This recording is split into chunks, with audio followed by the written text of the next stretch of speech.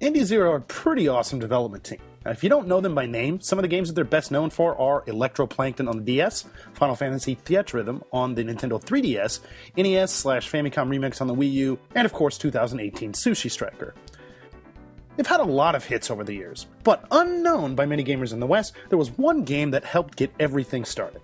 The puzzle platformer Sutte Hakkun on the Super Famicom. This is Danny from the Famicast, and today we're going to take a look at Sutte Hakkun on the Super Famicom, its release history, and also go over the game a bit. While the early prototypes of Sutte Hakkun started out on the Famicom Disk System via an event for would-be game devs called the Nintendo Dentsu Game Seminar, Sutte Hakkun originally debuted on the Satellaview.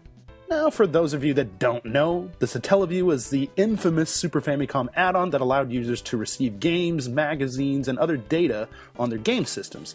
This first version of the game released on the service in the fall of 1997. The game saw later releases for the broadcast service at various times throughout 1998. A more complete version of the game was released on the Nintendo Power service in Japan. Now, this isn't to be confused with the magazine that circulated in North America back in the day. The Nintendo Power service in Japan allowed gamers to download games to special Super Famicom carts. So after purchasing one of these special carts, gamers can then go to special kiosks at Lawson stores and buy basically discounted versions of games, some games that were already available on carts, some games that are only available on Nintendo Power, and you can buy these there. So this version of Sutte Hakkun could be had for about 2,000 yen on the Nintendo Power service. Finally, Sutte Hakkun was released on a standard Super Famicom cart on June 25, 1999. When released, the game retailed for 4,200 yen.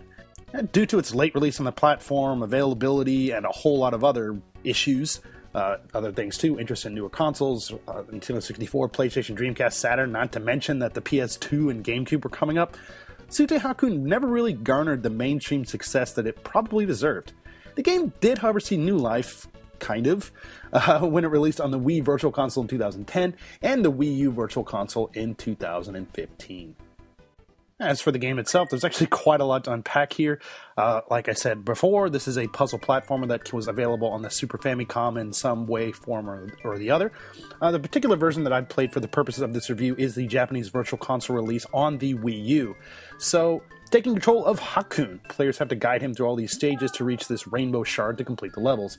Hakkun has a unique ability that really sets this game apart from any other game in this type of a genre. And this is the ability to inhale and exhale afterwards blocks, paints, and other non-playable characters.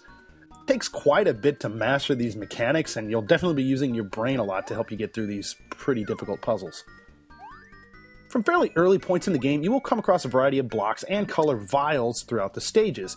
While the blocks can be inhaled and repositioned to new heights, sometimes that just won't take you far enough. And that's where the color vials come into play. After inhaling paint from the vials, Hakkun turns the corresponding color. You're able to then inject the blocks with paint.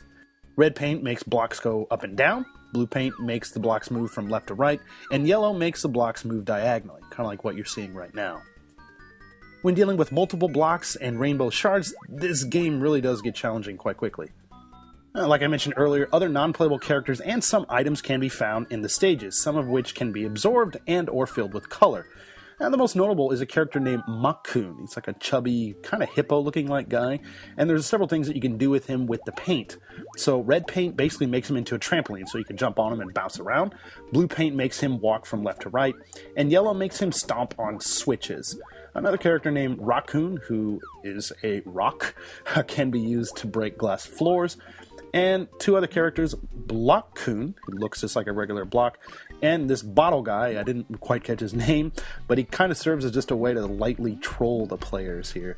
Now, even if these last two show up, there's always still a way to clear the stages, so even if you think that you don't have enough blocks, there's always something that you can do to get where you need to go. A rarity for games at the time, Sutte Hakkun doesn't give players a set number of lives. So if Hakkun takes an unfortunate tumble down a hole or finds another way to come to an untimely end, players can start the levels over almost immediately.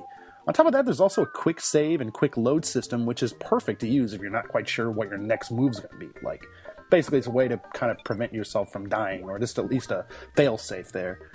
Now, the scoring system here is also pretty interesting. So at the start of every stage, players start out with a set amount of points.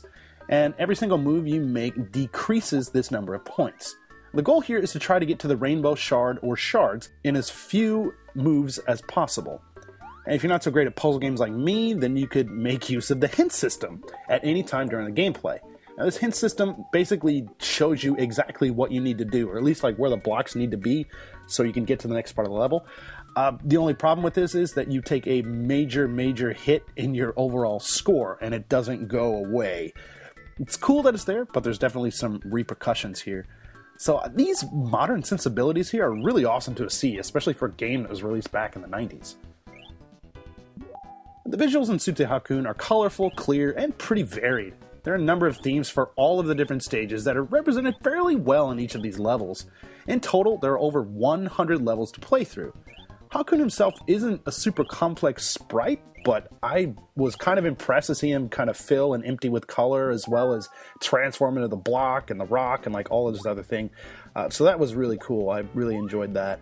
Now the music here also helps set the tone too. It pretty much matches the visuals with cheerful and pretty upbeat tunes. Sutte Hakkun is a unique platformer that helped kickstart the success of developer Indieszero. Now this game is challenging, has fantastic visual design, and really tight gameplay. Of course, it's not an easy game to pick up in the West, but there are ways that you can do that, wink wink, nudge nudge, and if you have the time and are looking for something challenging and fun, I really highly recommend it. As always, thank you for checking out this video. If you like what you see, please feel free to give us a like. If you're new to the channel, please feel free to subscribe. We've got tons of podcasts, video reviews, special videos, retro stuff like this, and a whole lot more. Again, this has been Danny from the Famicast. Thanks for watching. We'll catch you later.